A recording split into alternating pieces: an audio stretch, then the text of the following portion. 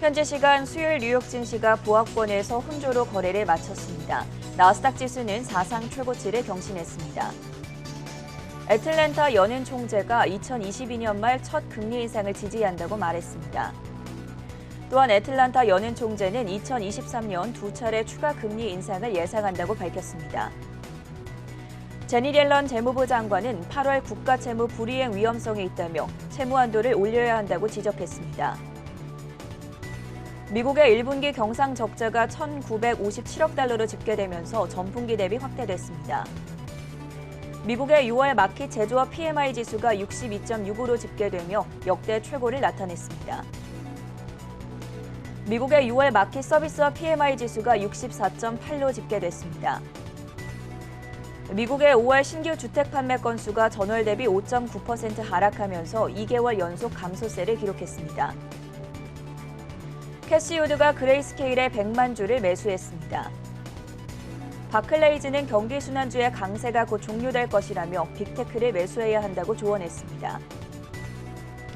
월스트리트저널은 오펙 플러스가 8월 50만 배럴 감산 완화를 검토 중이라고 보도했습니다. 다음 주 G20 외교장관 회의 기간 미국 국무장관과 중국 외교부장의 별도 회담이 추진되고 있다는 보도가 나왔습니다.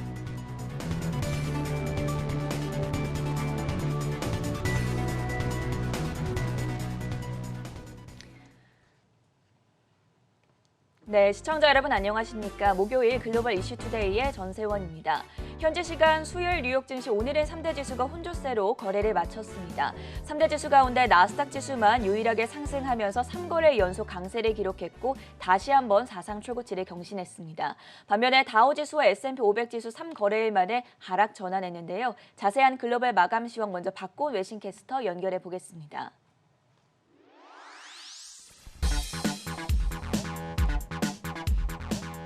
네, 뉴욕 증시 마감 시황 전해드리겠습니다.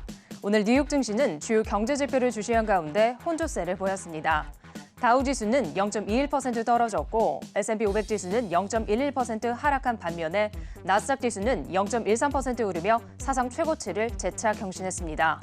이날 발표된 경제 지표는 엇갈린 모습을 보였습니다. IHS 마켓의 6월 서비스업 PMI 예비치는 전월에 70.4에서 64.8로 둔화하며 예상을 밑돌았고 6월 제조업 PMI 예비치는 전월에 62.1에서 62.6으로 상승하며 역대 최고치를 경신했습니다. 특히 오늘장에서는 국제유가의 상승세 속에 에너지주들이 오름세를 보였고 비트코인의 가격도 반등세를 보이며 위험자산 투자 심리를 지지한 가운데 증시는 보합권에서 마감한 모습입니다. 업종별로 자세히 살펴보면 오늘장에서는 유틸리티와 자재주가 부진한 흐름을 보였고 반면에 경기 소비재는 상대적으로 선전했습니다. 다음으로 종목별로도 보겠습니다. 오늘장에서는 브렌트유가 장중에 75달러를 상회한 가운데 에너지주들은 대체적으로 상승세를 보였습니다. 엑슨모빌은 0.7%대 올랐고 옥시젠탈 페트롤리움은 3%대 상승, 그리고 대본 에너지도 2% 가까이 올랐습니다. 또한 오늘장에서는 전기차 업체들의 주가 흐름도 양호했습니다. 테슬라는 자체적인 태양광 발전 및 에너지 저장 설비를 갖춘 중국 최초의 충전소를 열었다고 밝혔습니다. 또한 이날 비트코인의 반등세 속에 오늘장 주가는 5% 넘게 올랐습니다. 또한 샤오펑은 홍콩 증권거래소로부터 기업 공개 허가를 받은 것으로 알려졌습니다. 샤오펑은 홍콩 증시 상장을 통해 최대 20억 달러의 자금을 조달할 것으로 보이는 가운데 오늘장 주가는 4%대 상승했습니다. 한편 니콜라는 클린 수소 프로젝트에 5천만 달러를 투자하기로 했다는 소식이 전해졌습니다. 해당 소식에 오늘장 주가는 4% 넘게 올랐습니다. 다음으로 팡주도 살펴보겠습니다. 아마존은 이틀간 진행된 프라임데이 행사 매출이 110억 달러에 달해 작년 사이버 먼데이 매출액을 넘어선 것으로 알려졌습니다. 또한 이날 텔시는 아마존에 대한 비중 확대 의견을 제시했습니다. 아마존은 약부하권에서 마감했습니다. 한편 웰스파고는 넷플릭스의 주당 순이익이 증가할 것으로 내다보며 현재를 매력적인 진입 시점이라고 내다봤습니다. 넷플릭스에 대한 비중 확대 의견을 제시한 가운데 오늘장 주가는 0.7%대 상승했습니다. 다음으로 마이크론도 보겠습니다. 골드만삭스는 마이크론에 대해 목표가는 108달러로 하향 조정했지만 분기 매출이 예상을 상회할 것으로 내다보며 마이크론에 대한 매수 투자 의견을 제시했습니다. 오늘장 마이크론은 1.7%대 올랐습니다. 한편 인텔은 소프트웨어와 고성능 컴퓨팅 및 그래픽 사업에 집중하는 두 개의 신규 사업부를 신설할 예정인 것으로 알려졌습니다. 오늘장 주가는 1%대 약세를 보였습니다. 다음으로 미국 최대의 알루미늄 제조업체인 알코아도 보겠습니다. 모건 스탠리는 금속과 광산업종이 단기 변동성 장세를 지나면 중국의 탈탄소 정책 등에 힘입어 올해 상승 흐름을 지속할 것이라고 내다봤습니다. 특히 알코아의 펀더멘털 개선으로 인한 수익성 개선을 긍정적으로 평가하며 알코아에 대한 목표가를 $50로 제시했고 최선호 종목으로 선정했습니다. 이에 따라 오늘장 주가는 3% 넘게 올랐습니다.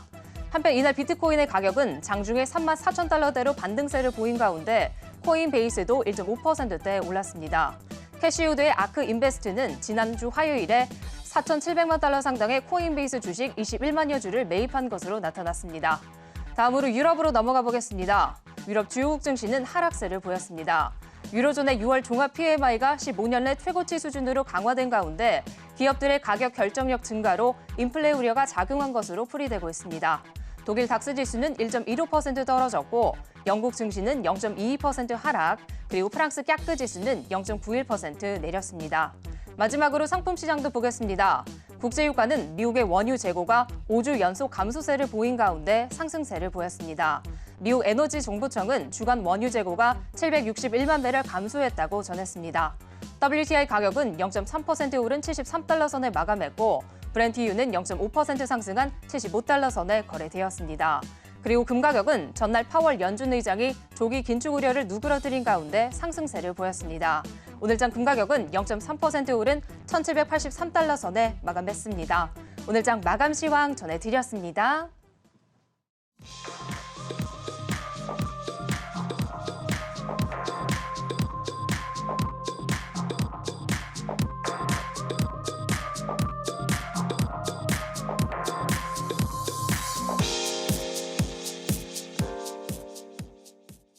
세계 각국의 이슈로 투자자의 든든한 하루를 보장해드리는 글로벌 이슈 투데이 시간입니다. 목요일 오늘의 첫 번째 소식 바로 체크해보도록 하겠습니다. 밤사이에 또 다양한 경제 지표들이 발표가 됐습니다. 미국의 경기 방향성에 대해서 어떤 시사점을 던져주고 있는지 홍성진 캐스터 어떤 지표들 주목해보면 좋겠습니까? 네, 간밤사이 미국에서는 주요 경제 지표들이 많이 발표됐는데 우선 미국의 6월 제조업과 서비스업 구매 관리자 지수 예비치는 엇갈린 흐름을 보였습니다. IHS 마켓이 집계한 제조업 구매 관리자 지수 예비치는 62.6으로 발표되면서 전월 확정치인 62.1을 상회하며 역대 최고치를 경신했습니다. 다만 서비스업 구매 관리자 지수 예비치는 64.8로 발표됐는데요. 이는 2개월 내 최저 수준으로 전월 확정치인 70.4에 비해 떨어진 상태입니다. 또 월가 전문가들의 예상치인 70도 밑도른 것으로 확인됐습니다. 한편 이와 관련해 IHS의 수석 분석가는 긍정적인 입장을 내놨는데요. 이날 초기 지표가 6월 미국 경제의 추가 성장을 보여준다면서 2분기 전체적으로 유례없는 성장 모멘텀을 나타냈다고 평가했습니다. 다만 2분기 지표가 경제 성장 속도의 고점을 보여주는 것 같다면서 인플레이션의 지속적 고점은 덜 보장될 것 같다고 전하기도 했습니다. 이어서 오늘 미국의 5월 신규주택 판매 건수도 발표됐는데요. 미 상무부는 5월 신규주택 판매 건수가 전월 대비 5.9% 급감했다면서 월가 전문가들의 전망치보다 낮은 76만 9천 채를 기록했다고 밝혔습니다. 또 5월 신규주택 판매 중간 가격이 37만 4천 달러로 집계됐다면서 전달인 36만 달러 선보다 소폭 올랐다고 밝혔습니다. 이 외에도 밤사이 미국의 지난 1분기 경상수지 적자가 발표됐는데요. 미 상무부는 올해 1분기 경상적자가 1,957억 4천만 달러로 집계됐다며 전분기 대비 12%가량 증가했다고 전했습니다. 또 이와 관련해 경상적자가 전분기보다 증가한 것은 상품 수지 적자가 늘고 본원소득 수지가 흑자가 감소했기 때문이라고 덧붙였습니다. 한편 월가의 전문가들은 앞으로 지표에 따라 연준의 향후 행보가 결정될 것이라면서 앞으로 투자자들이 지표에 주목하는 것이 좋다고 전했는데요. 투자자들이 통화정책 주기가 돌아서고 있다는 사실을 받아들였기 때문에 지금부터 시장은 경제 지표에 더욱 민감하게 반응할 것이라면서 향후 몇 달간은 시장의 지난 6개월 시장 상황보다 변동성이 더 크고 불확실성도 더 커질 것이라고 밝혔습니다. 한편 오늘 시장은 라파엘 보스틱 아틀란타 연은 총재 발언도 주목했는데요. 보스틱은 2023년에 두 차례 추가 금리 인상이 예상된다면서 2022년 말 첫 금리 인상을 지지한다는 입장을 밝혔습니다. 또 금리 인상 전에 테이퍼링이 완료될 것을 선호한다면서 향후 몇 달간 더 강한 고용이 감지될 경우에 테이퍼링이 문을 열 것이라고 전했습니다. 이번 주 내내 이어지고 있는 연은 총재들의 발언까지 짚어드렸고요. 두 번째 이슈로 넘어가 보겠습니다.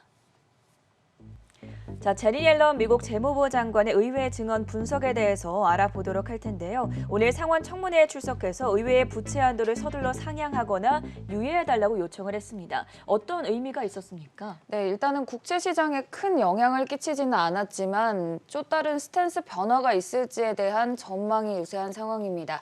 옐런 의장은 이날 상원 새출소위원회 예산안 청문회에 출석했습니다. 전날 의회 증언에 나선 파월 연준 의장이 경제 재개로 인한 인플레이션은 시간이 지나면서 약해질 것이라고 조금은 더 전향적인 태도를 보이면서 막판에 증시가 반등하기도 했는데요. 시장은 이제 제니 옐런 재무장관의 스탠스를 주시하는 상황입니다. 과거 옐런이 FOMC를 앞두고 소폭의 금리 인상이 미국 경제에 도움을 줄 것이라고 발언하며 충격을 줬기 때문인데요. 옐런이 당시 곧바로 정정하긴 했지만 당시 시장은 매파적인 기조에 우려를 내비쳤습니다. 일단 제니 옐런 재무장관은 의회가 대재앙이 될 잠재적인 채무 불이행을 피하기 위한 조치를 취하지 않는다면 이르면 8월에 디폴트, 즉 채무 불이행 위험을 피하기 위한 긴급 조치를 취할 수도 있다고 말했습니다. 옐런은 국가 채무 불이행은 생각할 수 없는 일이라며 부채 한도를 늘리지 않으면 경제에 치명적인 결과를 초래할 것이라고 전망했는데요. 아직 외신 보도가 많이 나오지는 않았지만 화면을 통해 보면 더 나아가 옐런은 금융위기를 촉발할 것이고 이는 미국인들의 일자리와 비용 절감, 코로나19 회복세도 위협을 가할 것이라고 바라봤습니다. 현재 미국의 채무 한도 중단은 7월 31일에 끝납니다. 다시 인상되거나 정지되지 않는 한 재무부는 정부의 비용을 충당하기 위한 자금을 빌릴 수 없게 될 것인데요. 옐런 의장은 부채 한도 인상 없이는 8월에 디폴트 위험에 직면할 수도 있다며 한계선을 올리거나 중단하는 신속한 조치를 촉구할 것이라고 말했습니다. 일단 현재 미국에서는 인플레이션, 즉 물가 상승 우려가 커지면서 또 다른 난제인 정부 부채 한도가 정치적인 쟁점으로 떠올랐습니다. 연방정부가 부채 발행을 빌릴 수 있는 자금 규모를 제한하는 부채 한도를 늘릴지가 핵심인데요. 부채 확대로 예산 마련 여지가 커지면 정부 지출 사업은 힘을 얻겠지만 그에 따른 재정 적자 그리고 인플레이션이 문제가 될 수 있습니다. 때문에 현재 공화당은 부채 한도를 인상하더라도 바이든 행정부의 재정 사업 감축을 압박하겠다는 의지일 텐데요. 일단 당장 이날 하원 민주당 지도부 하킴 제프리스 하원 의원은 기자들에게 부채 상한제에 대해 논의는 아직 없다고 밝혔습니다. 옐런 발언 전후 국제 시장은 크게 움직이진 않았습니다. 10년물은 현재 1.49%, 2년물은 0.26%대 기록하고 있습니다. 아직 국내에서는 보도가 되지 않았던 내용이었습니다. 오늘 있었던 제니 옐런 재무부 장관의 상원 예산안 청문회 출석 내용에 대해서 자세하게 전달해 드렸고요. 세 번째 이슈 확인해 보겠습니다.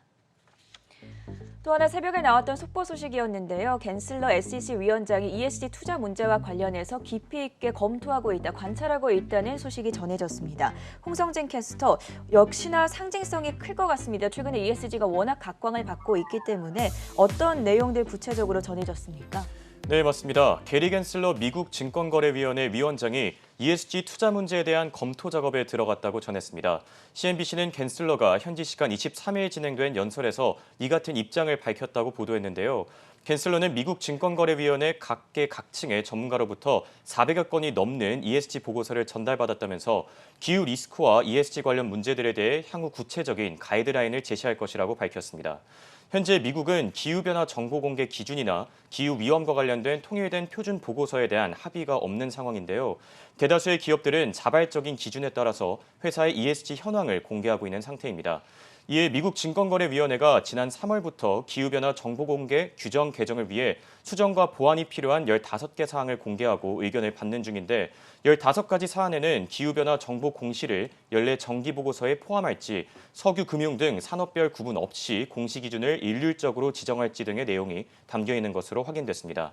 한편 마이크로소프트와 알파벳 등 미국의 빅테크 회사들은 증권거래위원회의 ESG 계획에 반대하고 있는 것으로 알려졌는데요. 이들은 ESG 자료가 연례 보고서에 포함되면 불확실성이 커져서 기업들이 잠재적 법정 소송 등의 위험에 노출될 수 있다면서 기후 관련 공시는 본질적으로 불확실한 추산과 가정에 의존하고 있는 만큼 기업의 부당한 책임을 지우지 않는 게 중요하다고 전했습니다. 또 연례 보고서가 아닌 별도의 기후 보고서를 통해 ESG 자료를 공개하는 방법도 있다고 덧붙였습니다. 현재 마이크로소프트와 알파벳은 ESG 투자의 대표 수혜주로 꼽히고 있는데요. 뱅크 오브 아메리카는 지난 1일 발표한 보고서에서 미국 ESG 펀드들이 가장 많이 투자하고 있는 회사가 현재 마이크로소프트라고 밝히기도 했습니다. 또 알파벳 역시 ESG 기업 가운데 인기 순위 10위 안에 들어있는 상태인데요. ESG와 관련해 평가가 좋은 회사조차도 정보 공개를 꺼리고 있는 만큼 전문가들은 향후 SEC의 정책 결정 과정에 있어 기업과들의 마찰이 불가피할 것으로 분석하고 있습니다. 다만 대형 자산운용사들은 현재 SEC의 계획에 찬성하면서 기업들의 ESG 자료가 연례 보고서를 통해 공시돼야 한다고 주장하고 있는 상황입니다. 방금 미국의 ESG 펀드들이 가장 많이 투자하고 있는 회사가 마이크로소프트다라고 설명을 해주셨는데 오늘 마이크로소프트가 시가총액 2조 달러를 넘어서면서 애플에 이어서 두 번째로 마이크로소프트가 2조 달러 클럽에 가입했다는 점도 함께 전해드리겠고요. 다음 이슈 체크해 보겠습니다. 워런 버핏의 기부 클래스 오늘 또 상당히 또 진전된 내용이 네. 나오지 않았습니까? 강다은 캐스터 오늘 워런 버핏 어떤 발표를 했습니까? 자신의 자산 중에 또다시 41억 달러를 추가로 기부한다는 소식을 발표했는데요. 버핏 회장은 오늘은 내게 중요한 이정표가 되는 날이라며 41억 달러 상당의 주식을 빌 앤 멀린다 게이츠 재단을 포함한 5개 재단에 기부한다고 밝혔습니다. 이어서 직접 지난 2006년 자신의 순 자산의 99%가 넘는 모든 버크셔 해서웨이 주식을 기부하겠다고 밝힌 바 있다며 이번 기부로 약속한 규모의 절반을 채우게 됐다고 설명했습니다. 버핏 회장이 기부를 약속한 5개 재단은 버핏 회장 첫 부인의 이름을 딴 수전 톰프슨 버핏 재단과 그의 자녀들이 운영하는 하워드 버핏 재단, 그리고 빌 게이츠 전 마이크로소프트 회장이 세운 빌 앤 멀린다 게이츠 재단, 셔우드 재단, 노보 재단입니다. 버핏 회장이 지난 수년간 이들 5개 재단에 기부한 금액은 총 410억 달러에 달합니다. 또 버핏은 빌 앤 멀린다 게이츠 재단의 신탁 관리인 자리에서 물러난다고 발표도 했는데요. 기사를 보면 버핏의 모습과 빌 게이츠 전 부인 그리고 빌 게이츠의 모습이 드러나 있습니다. 버핏의 사임 소식은 지난달 빌 게이츠가 이혼을 선언하면서 재단 미래에 관심이 쏠리는 시기에 나온 건데요. 이로 인한 우려를 잠식시키기 위해서인지 버핏은 해당 재단의 마크 수즈먼 CEO에게 전폭적인 지지를 보내고 있다며 재단의 목표와 나의 목표는 100% 일치하기 때문에 나의 물리적인 참여 자체가 중요하지는 않다고 설명했습니다. 한편 블룸버그 억만장자 지수에 따르면 버핏 회장의 순 자산은 1,050억 달러로 세계 8위의 부호에 올라 있는데요. 버핏의 일거수일투족 월가에서도 핫한 모습입니다. 버핏은 사실 과거 비트코인에 대해서도 쥐약을 재고판 셈이라며 아마도 나쁜 결말을 맺을 것이라고 말한 바 있는데요. 비트코인과 관련해서 JP모건이 설문조사를 벌이기도 했습니다. 약 1,500개 기관에 3,000명의 투자자가 참석한 설문조사에서 현재 가상화폐에 투자하지 않은 기업 중 80%는 투자 또는 거래를 시작하지 않을 것으로 예상한다고 했고요. 개인 투자에 대해 묻는 질문에서는 투자자의 40% 정도가 가상화폐에 적극적이라고 응답했습니다. 기사를 통해 보면 해당 설문조사 결과 버핏의 비트코인은 쥐약이라는 생각에 대해 3분의 1이 동의했습니다. 또 다른 16%는 일시적인 유행이라고 생각하는 것으로 나타났습니다. 일단 비트코인 반등에 성공했습니다. 3만 달러를 회복하면서 현재 3만 3천 달러 선에서 움직이고 있는데요. 장중한 때 전일 대비 18% 넘게 오르기도 했지만 여전히 호재와 악재는 잇따르는 상황입니다. 네, 강다은 그리고 홍성진 외신캐스터와는 여기서 인사드리겠습니다. 수고하셨습니다.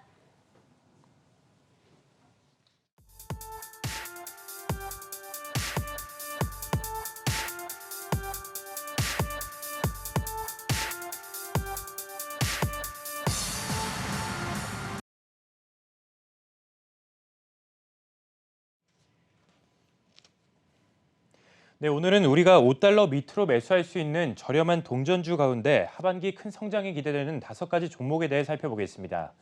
소위 페니주, 동전주로 불리는 저렴한 종목 가운데 투자하는 것을 집중적으로 선호하는 그런 투자자들이 있는데요. 많게는 한 주당 수백만 원을 호가하는 미국 주식시장에서 주당 5달러 이하인 종목들은 매력적으로 느껴질 수 있습니다. 예를 들면 우리는 한 주에 3,500달러에 달하는 아마존 주식을 사는 대신에 5달러 종목을 무려 700주나 살 수 있습니다. 한 주 가격이 5달러 미친 종목들은 대부분 사업이 어려운 상황에 직면한 경우가 많은데요. 그래도 그 회사들의 위기를 이겨낸다면 투자자들은 큰 수익을 얻을 수 있기 때문에 이를 기회로 생각하는 투자자들이 많습니다. US 뉴스가 소개한 동전주들 살펴볼 텐데요. 생소한 기업들이 조금 있습니다. 첫 번째 기업은 음식 배달업체 웨이트르 홀딩스입니다. US 뉴스는 이 회사가 시장 점유율을 계속해서 늘리고 있다는 점을 긍정적으로 평가했는데요. 실제로 웨이트홀딩스는 코로나19 사태 속에 배달업계가 크게 성장하면서 수혜주가 됐습니다. 특히 대형 배달업체들 사이에서도 인구가 적은 도시를 노리는 등 틈새 시장을 공략해 수익을 올리고 있는데요. US 뉴스는 웨이트홀딩스가 대형 배달업체들의 인수 대상이 될 수 있다고 내다봤습니다. 다음은 애완동물 용품 제조업체 도그니스 인터내셔널입니다. 이 회사는 카메라를 통해 반려동물을 지켜보면서 원격으로 사료를 주고 남은 사료의 양을 체크하는 사물 인터넷 기기를 개발하고 있는데요. US 뉴스는 도그니스가 이 제품으로 최근 코스트코를 포함해 올해 대형 유통업체들과 계약을 맺었다며 이것이 하반기에 큰 수익을 안겨줄 것이라고 전망했습니다. 세 번째는 우리에게도 조금은 친숙한 기업입니다. 호텔 예약 플랫폼 트리바고인데요. 트리바고는 상장 이후 지나친 사업 확장으로 손실을 기록하면서 주가가 우하향했습니다. 하지만 코로나19 종식 기대감에 여행 수요가 대폭 늘어나면서 트리바고에도 기회가 찾아왔다는 분석인데요. 이미 올해에만 40% 넘게 오르고 있습니다. US 뉴스는 이 여행 관련주들이 이미 급등했지만 트리바고는 여전히 상승폭이 작다며 과거 상장 직후 $20 안팎에서 거래됐던 것을 생각하면 아직 상승 여력이 충분하다고 전했습니다. 네 번째는 브라질의 맥주 회사 암베브입니다. 암베브는 남미 시장이 코로나19 사태 속에 충격을 받으면서 실적이 저조했는데요. 하지만 암베브는 브라질을 비롯해 남미 시장 점유율이 여전히 50%를 넘고 있고 포스트 코로나 시대에 남미 경제가 다시 살아나면 매출도 다시 상승할 것으로 전망되고 있습니다. 마지막은 영화 스크린 광고 회사 내셔널 시네미디어입니다. 영화관에서 영화가 시작되기 전에 나오는 광고를 담당하고 있는데요. 두말할 것 없이 이 회사는 코로나19 사태 속에 끔찍한 한 해를 보냈습니다. 하지만 올해 들어 영화관들이 다시 부활의 조짐을 보이고 있고 영화관 차인 AMC마저 밈주식으로 떠오르면서 내셔널 시네미디어도 덩달아 수혜를 받을 것이라는 분석이 나오고 있습니다. 네, 이렇게 하반기가 기대되는 뉴욕 증시 동전주 5개 종목을 살펴봤고요. 계속해서 다음 이슈는 동전주보다는 조금 큰 소형주에 관한 이 소식입니다. 전강 캐스터가 전해드리겠습니다. 네, 뱅크 오브 아메리카가 이번에는 소형주에 집중했습니다. 지난주 경기 회복세 둔화에 대한 위협으로 소형주들이 하락한 바 있는데요. 지난주 4%가량 하락한 러셀 2000이 이번 주 다시 2% 이상 회복하면서 관심을 받고 있습니다. 뱅크 오브 아메리카는 시가총액이 최소 10억 달러의 매입 등급을 받은 중소형주를 골랐습니다. 이 종목들은 또 하루에 2천만 달러 이상의 유동성이 있는 종목들로 1년 목표가까지 평균 28% 상승 여력이 있는 종목들입니다. 살펴보겠습니다. 첫 번째는 서비스 회사 아라마크와 부동산 리츠 회사인 라이먼 호스피털리티 프로퍼티스입니다.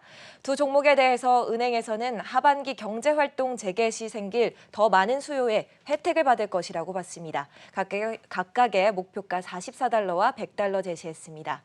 또 다른 리츠 회사로는 EPR 프로퍼티스를 언급했습니다. 뱅크 오브 아메리카는 EPR이 2분기 목표치에 도달하면서 배당금을 회수하고 인수자본금을 재배치하며 이자 비용을 낮출 수 있을 거라고 전망했습니다. 목표가는 $62 제시했습니다. 어드밴스 오토파츠는 자동차 부품 회사인데요. 이미 방어주 카테고리로 이득을 보고 있었지만 전반적인 주행이 더 늘어날 하반기에는 더 유망하다고 봤습니다. 이스트웨스트 뱅코프 은행에 대해서는 업계 최고 수익 증가와 자본 수익률을 보일 거라고 전망하며 목표가 $100 제시했습니다. 네, 인플레이션이 계속되어도 주가가 상승할 종목들도 골랐습니다. 식품기업 램 웨스턴 홀딩스와 장비 대여업체 허크 홀딩스입니다. 램 웨스턴 홀딩스에 대해서는 고객들에게 제공하는 음식 서비스 가격을 인상할 만한 능력이 있다며 목표가 $100 제시했고요. 허크 홀딩스에는 $147 제시했습니다. 콜펙스 코퍼레이션은 산업기술 전문 기업입니다. 이 회사가 2개 상장 회사로 분리될 예정인데 가치평가에 긍정적인 영향이 기대된다고 말했습니다. 제약회사 제즈 파마스티컬스에 대해서는 신제품 부분이 과소평가돼 있다고 봤습니다.